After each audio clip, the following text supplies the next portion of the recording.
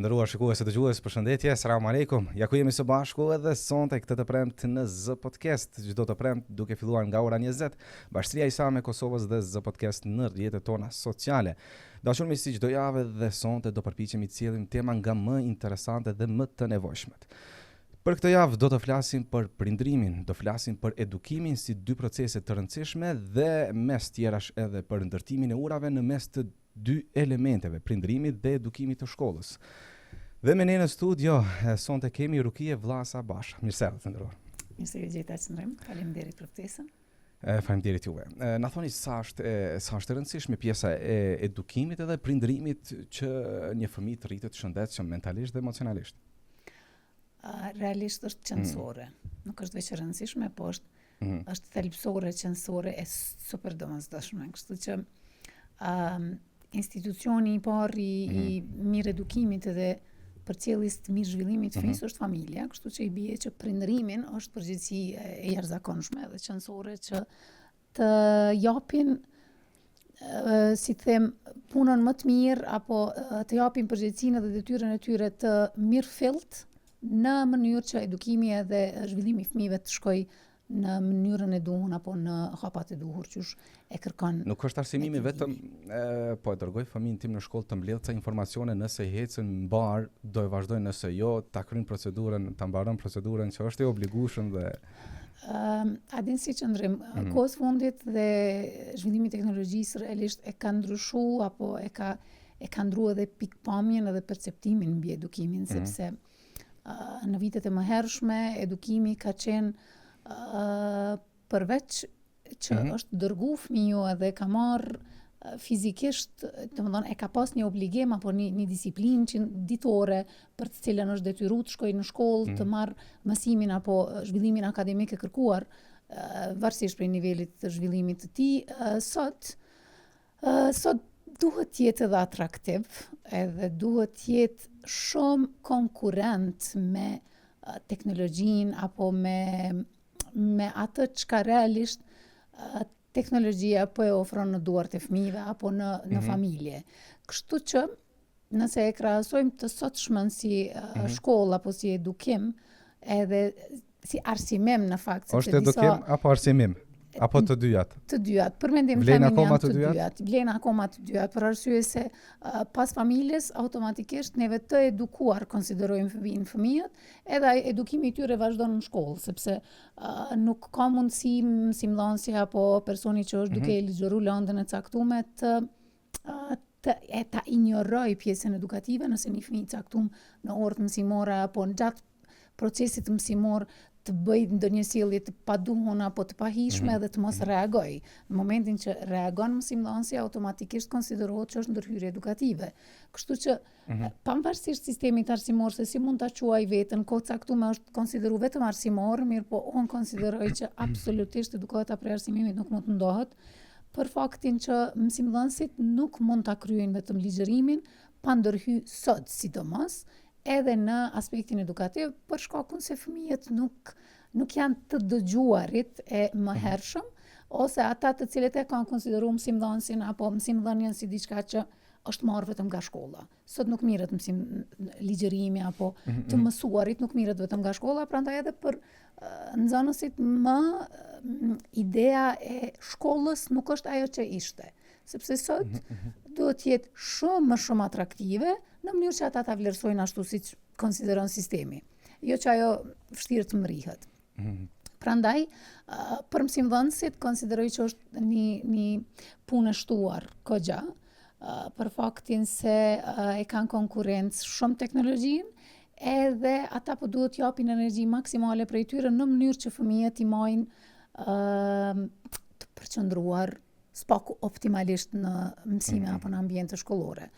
Pandimën e prindërve këtu pastaj krijohet një luftë e pa fituar në herë prej mësimdhënësve, por ka dash Zoti që neve ende i kemi prindërit mbështetës. Ka momente dhe ka përjashtime sigurisht kur ata mund të mos jenë mbështetje e duhur, mirë po prap them që në pjesë e madhe prindërve neve e kemi mbështetës, prandaj edhe sistemi arsimor po den të hec ose po hec spaku në hapat të cilët është. a ka vend për të përmirësuar dhe a ka vend dëshire, sigurisht që ka ende.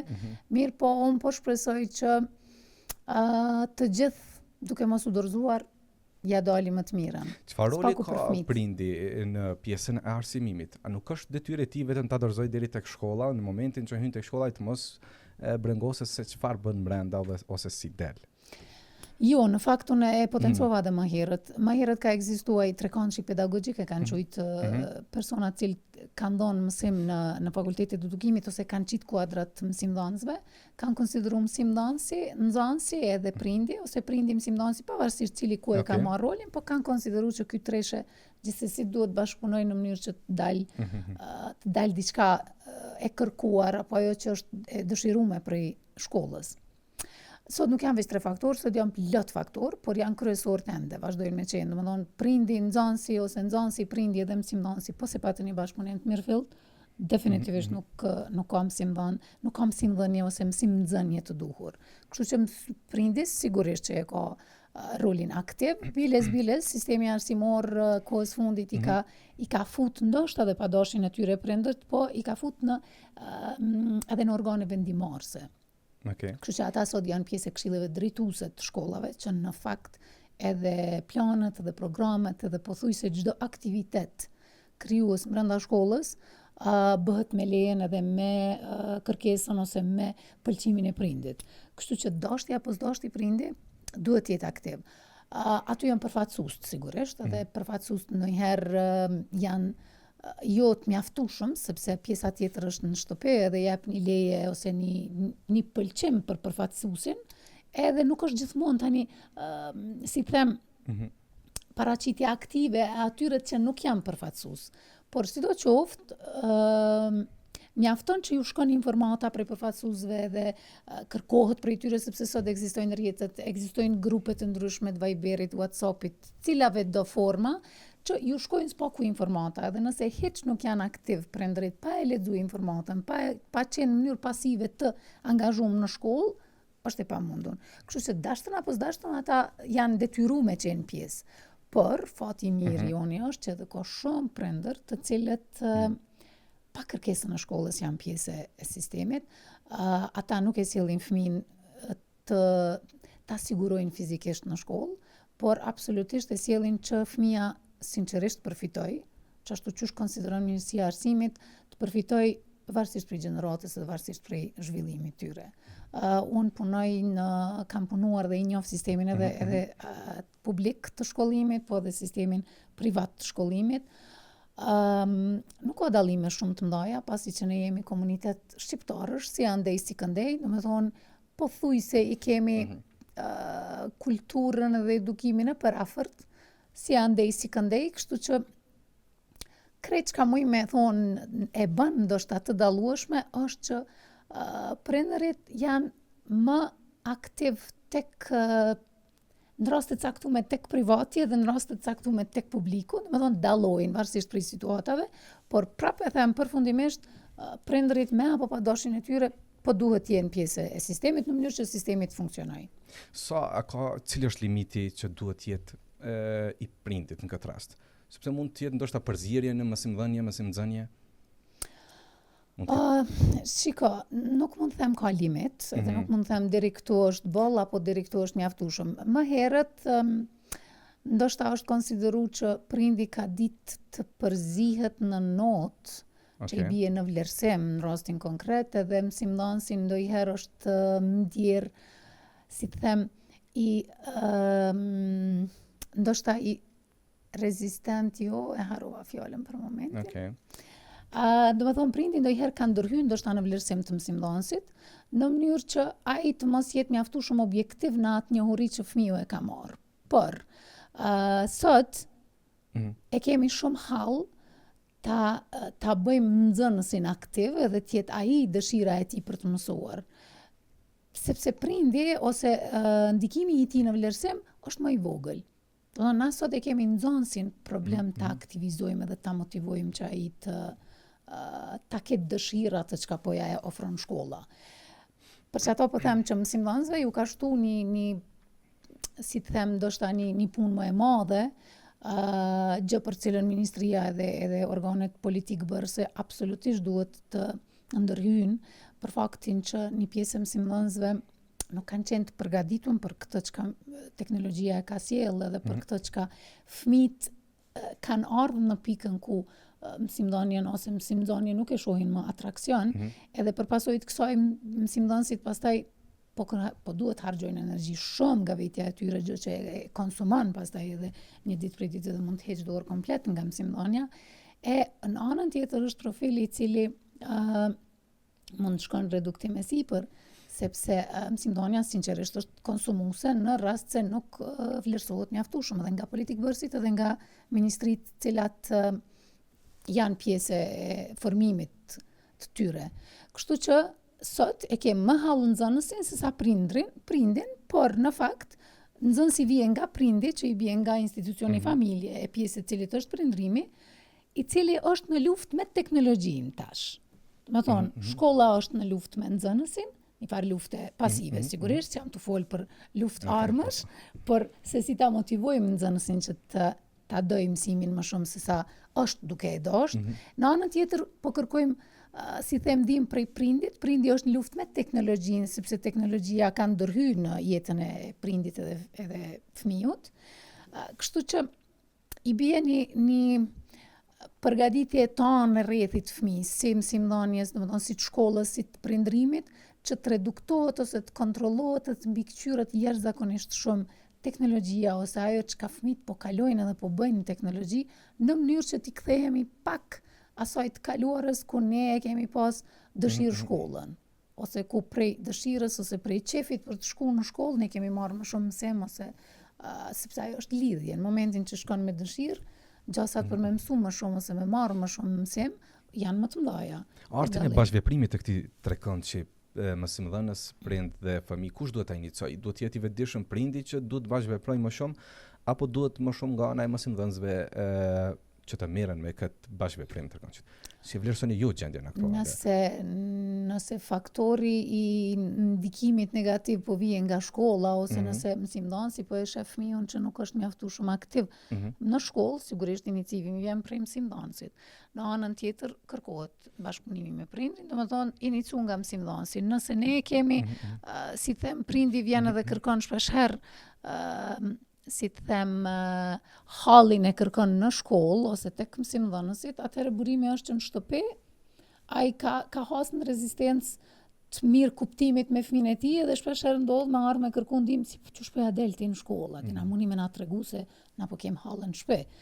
Kështu që varësisht ku është burimi, absolut nuk ka ndarje kështu fizike themi njëna palë ose tjetra. Varësisht ku është e nevojshme, mirë është të jenë dy palë shumë të vetëdijshëm, si të them vigjilent që ta kuptojnë se ku është burimi, po jo gjithmonë e kanë mundësinë dhe jo gjithmonë janë të gjitha palët vigjilente, prandaj edhe vjen te halli më i madh, dhe halli më i madh tani më vështirë të zgjidhet, po prap nuk është kur pas zgjidhje. Gjithmonë komunikimi është si të them mjeti kryesor dhe ai që i ndihmon më shumë ti zgjidhjes konflikteve, zgjidhjes problemeve gjithë shkafit. Thjesht kur ulemi qet, komunikojmë edhe e gjejmë hallin ka ardhë, sepse gjithë gjendet. Vetëm nëse nuk janë të interesuar të gjitha palët. Por ndryshe gjithmonë gjendet problemi apo burimi i faktorit cilën neve po na shqetëson për momentin. Jam një prind i cili jam rritur në një kohë krejt ndryshe. Zhvillimi im akademik nuk është i njëjtë me fëmijën cili po e merr, por dua ta ndihmoj fëmijën. Si t'ja bëj në këtë rast? Edukimi i prindit nuk mbaron asnjëherë aty ku nis i fëmijët. Kështu që për fatin tonë të mirë apo të keq, na duhet jemi vazhdimisht duke u shkolluar. Kështu që i bie që duhet të përditësohemi vazhdimisht, duke lexuar edhe duke studiuar e duke u eduku për veten se si ta edukojmë fëmijën. Komfort zona e cila i ka arritur limitet nuk është e absolutisht jo sot. Jo sot sepse e kem pra po them luftë e kem me teknologjinë, domethënë prindrimi, mësimdhënia, shkolla, nxënësi. Nxënësi duke qenë ende i mitun edhe në nxënësi po flas 9-18 vjeç, domethënë fëmijë që konsiderohen të papjekun ende në zhvillim ose në vendimarrje, bile psikologjia konsideron edhe teoritë caktuar të saj konsiderojnë që deri në moshën 25-26 vjeçe truri i fëmijët nuk mrin ose i njerëzit nuk mrin mjaftueshëm të pjekët për të marrë vendime të caktuara. Kështu që i bie që nëse fëmiu nuk qenë ka mjaftueshëm i zhvilluar për të marrë vendime të caktuara që mund të shkojnë në të mirë apo në dëmti, atëherë ne të rriturit përreth tij bie të jemi shumë të përditshum ose të lexojmë shumë edhe të marrim informata mbi atë se çka po ndodh në botën edhe çka mund të ndodhë me fëmin ton, në mënyrë që t'i ndihmojmë fëmijës, qoftë indirekt, qoftë direkt, që ai ta kaloj spaku deri në moshën e pjekunisë, të ketë përkrahjen e duhur në mënyrë që mos devijoj, sepse gjasat për me deviju ose me pas një rëshqitje nga e duhura është jashtëzakonisht e madhe. Si e ndihmon kjo pjesa e prindërimit dhe mësimdhënësit tek fëmia që të ketë vetbesim ose edhe pjesën morale tjetër?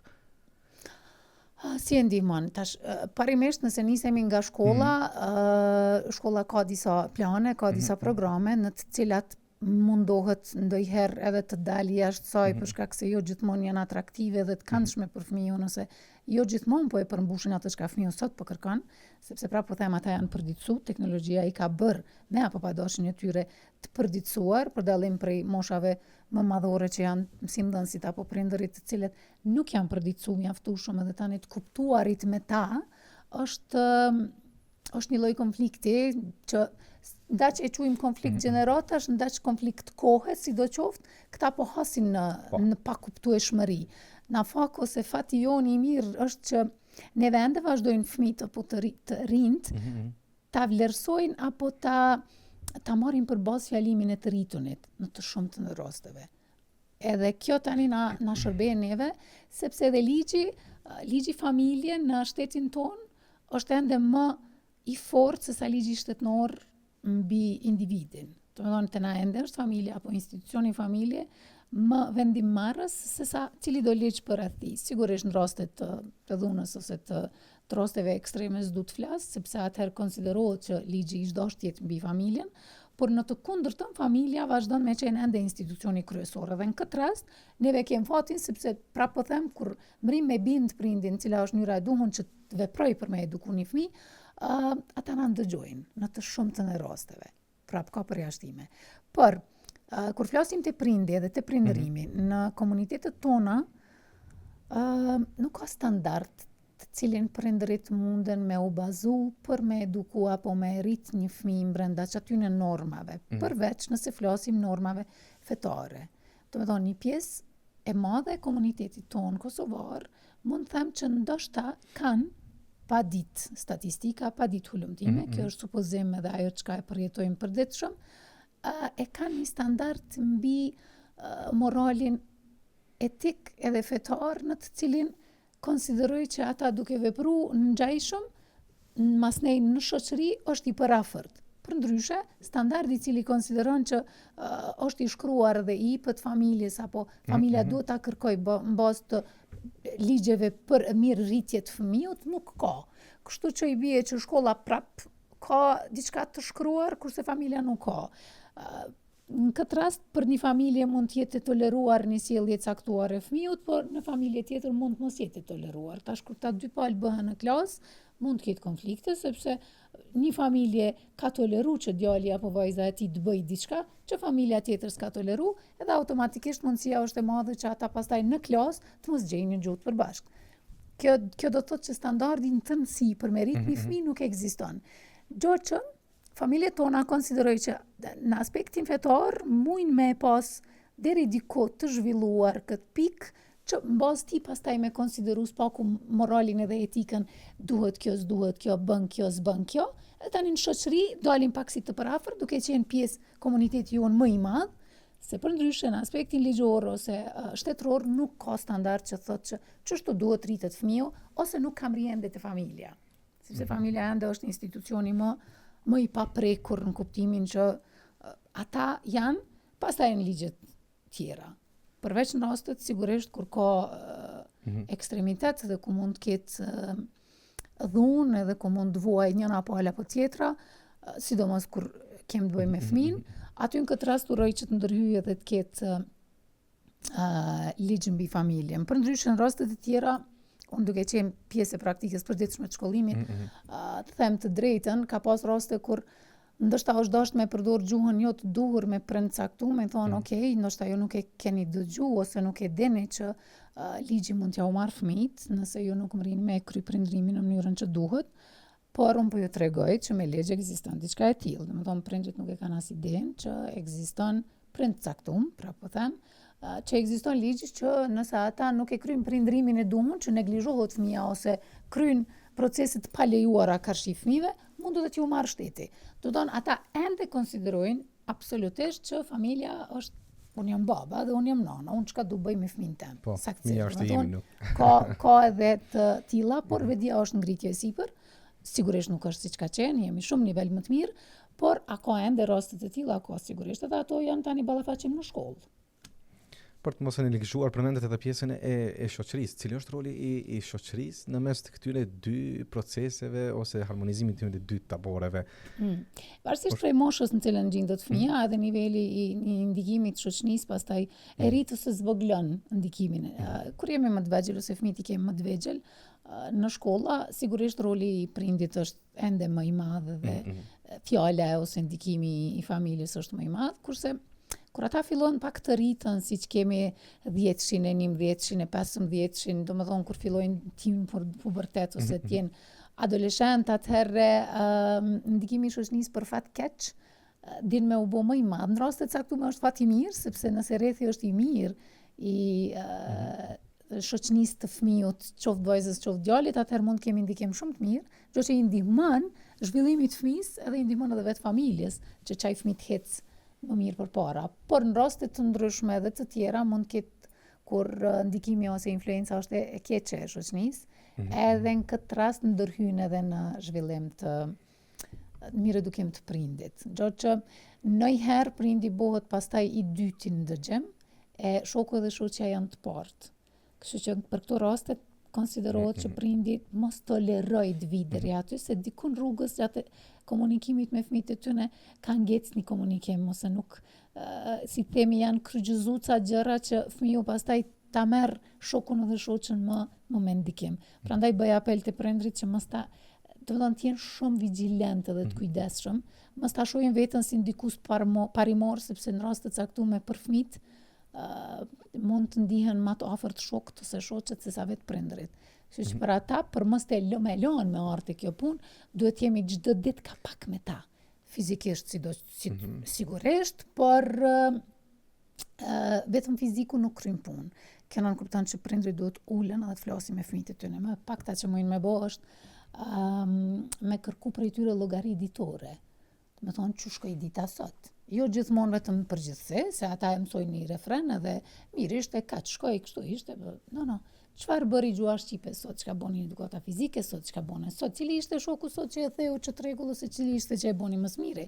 Do të thonë fëmijët dojnë specifika për me konsideru që prindi është i interesuar për me ditë çka po ndodh me jetën e tij. Ata kanë jashtëzakonisht çaf. Pavarësisht që ka momente kur ata ai jam lodha, ti po momi bone çto pyetje. Hiç ka rëndësi, e gjen momentin tjetër, po prindi nuk duhet heq dorë, sepse momentin që konsiderohet që edhe ky ju ka bë bajat fëmijët, vajzës djalit, atëherë 3-4 ditë, 5 ditë, një javë mjaftojnë që fëmiu me pas ndikimin nga jashtë e jo nga brenda. E për prindin nuk është hiç në interes sot me ndodh çajo. Përveç këtij apeli me qemi ka fundi, ju keni punë të përditshme me këto dy procese. Cili është mesazhi juaj? Përmendet që jemi në ngritjet e vedijes e sipër. Cili është mesazhi juaj që ju i kishit adresuar edhe mësimdhënësve, por edhe prindërve? Bashkëpunimin ndoshta nuk ka nevojë as të thuhet, sepse pa të nuk mund të realizohet sinqerisht asnjë proces, sidomos në shkollë. Na mos me ndërhyn familjen, ndoshta për shkak se si mësimdhënës apo si personel i shkollës e kem shumë shpesh të vështirë të qasemi atje, s'poku jo fizikisht, mirë po në procese mësimore, pa ndihmën e mësimdhënësve, pa ndihmën e prindërve e kem të pamundun me marrë vëmendjen e mjaftueshme të nxënësve. Do të thonë çat dëshirën, çat motivin e nxënësve që duhet ta kemi në shkollë, pa ndihmën e prindërve e kem jashtëzakonisht të vështirë. Kjo i bën që prindi i shtohet një rol edhe i shtohet një përgjegjësi, sepse në shumë raste prindërit kur e sjellin fëmin në shkollë konsiderojnë që shkolla është ndoshta ajo e cila e vetme e kryen procesin në shkollë, ashtu siç e thatë edhe ju në fillim, por neve na duhet që ata t'i bindim fëmijët që shkolla është institucion i duhur. Kështu që kur ata i bindin në mënyrën e tyre, hec është e lehtë sot, pra po them duke pas teknologjinë armike dhe konkurrent të pa diskutueshëm, por sidoqoftë fëmijët nëse emrin me i bind në mënyrë të duhur ose në mënyrë të mirëfillshme, ata bindën sepse janë fëmijë dhe e dinë që pa prindërit nuk ja dalin ose ja dalin vështirë. Kështu që një bashkëpunim absolut mes krejt palëve është i domosdoshëm, sidomos mes rriturve, që i bjen prindërve dhe mësimdhënësve, e në këtë mënyrë automatikisht konsiderohet që shtohet edhe dëshira dhe motivi i nxënësve për mësim. Kështu që i bie dy palë të rrituna të bashkëpunojnë mes vete, po sjell një rezultat nëse jo përqindjen e dëshiruar, e ngrit automatikisht dëshirën ose motivin për të mësuar në shkollë. Kështu që bashkëpunimi është numër 1. Në prindërim kisha dashur një apel edhe një kërkesë të jashtëzakonshme për prindërit, mos të konsiderojnë që qëndrimi fizik me fëmijët e tyre në shtëpi është i mjaftueshëm.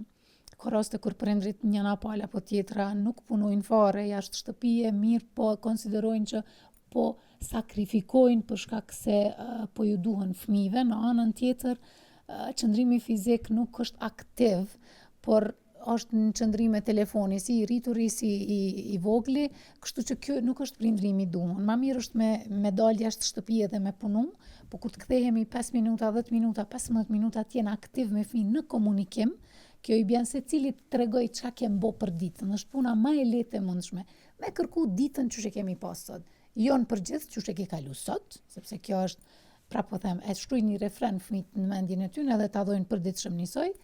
Specifikat janë jashtëzakonisht nevojshme. Çka ndodhi sot kur të lash te dera, e pash që u këshyre me një shok, e pash që një shoqe ta bëri me dorë. Domethënë, specifikat për fëmijët janë jashtëzakonisht nevojshme me ditë që prindi po interesohet për të ose për jetën e tij të saj. Kështu që kësaj lidhet marrëdhënia dhe krijohet. Sipas studimeve të fundit thuhet 3-3-3-shi, nën kupton 3 minuta të mëngjesit kur fëmiu zgjohet nga gjumi, komunikimi duhur me prindin, çka kem po ëndër, si shembull, çka kem po ëndër mbrëmë na tregu sot, ose çu kena flajt mbrëmë apo na kujtohet në gjoxhat kohës gjumit, që në këtë rast i bjen ëndra. 3 kur kthehen prej shkollës fëmijët apo kur kthehen prindrit prej punës, edhe 3 minuta kur i qesim në gjumë fëmijët, që gjithsej bëjnë nënd, po e rumbullaksoj me 10, po e bojnë diferencën mes prindërve që s'komunikojnë me fëmijët e tyre edhe atyre që po i kalojnë 70 minuta me ta. Kur po them po i kalojnë, po them sinqerisht, po nalen dhe po diskutojnë me ta. Jo me telefon dorë, po e diskutojnë ç'e kemi kalu ditën sot, sepse kjo nuk e krijon lidhjen mes fëmijëve dhe prindërve. Ky është apeli i prindërve, apeli i mësimdhënësve në anën tjetër. Sikur duhet përditësohen prindërit në shtëpitë e tyre mbi zhvillimin e fëmijëve tënë, njësoj duhet të përditësohen edhe mësimdhënësit. Nuk është fare e lehtë se mësimdhënësit janë të gatuar apo kanë kryer një shkollim edukimi mbi lëndën e caktuar, edhe më pak kanë marrë edukim se si të edukohen apo si të krijohet qasje e mirëfillt me nxënësin, por kjo sot edhe nëse s'është marrë në fakultet, sot mundet me u marrë në dorën tonë prej smartfonave apo prej të lexuemeve, të përditshmeve, të librave, të natyre teorive që ekzistojnë, se si të krijohet një lidhje e mirëfillt me nxënësin. Sepse edhe lidhja e mirëfillt mësim-nxënës e ngrit motivin e nxënësve ose e shton mundësinë e dëshirës për me mësu më shumë. Prandaj krejt rriturit për rreth po i bie që pak me i shku për shtati fëmijëve, fëmija pak këtyre më shku për shtati, po mrim jo në përgjindjen më të mirë të mundshme, sepse teknologjinë prapë kemi armikun kryesor, ai ren aty, ajo është na gjithandej të dalë mirë, po s'paku me mri përqindjen e optimale. Me këtë mesazh të bukur edhe po e përmbyllim, duke falendëruar që ishit pjesë e emisionit Z Podcast. Faleminderit juve shumë për ftesën. Uroj që kena mri me çup ose me përçu mesazh të duhur. Kënaqësi të ishim së bashku. Faleminderit. Dashur miq, ishte ky episodi i radhës i Z Podcast dhe uroj të keni kaluar çaste të këndshme dhe të keni marrë mesazhet e duhura. Ne me kaq që përmbyllim deri javën e ardhshme, mirëmbëjtje, natën e mirë.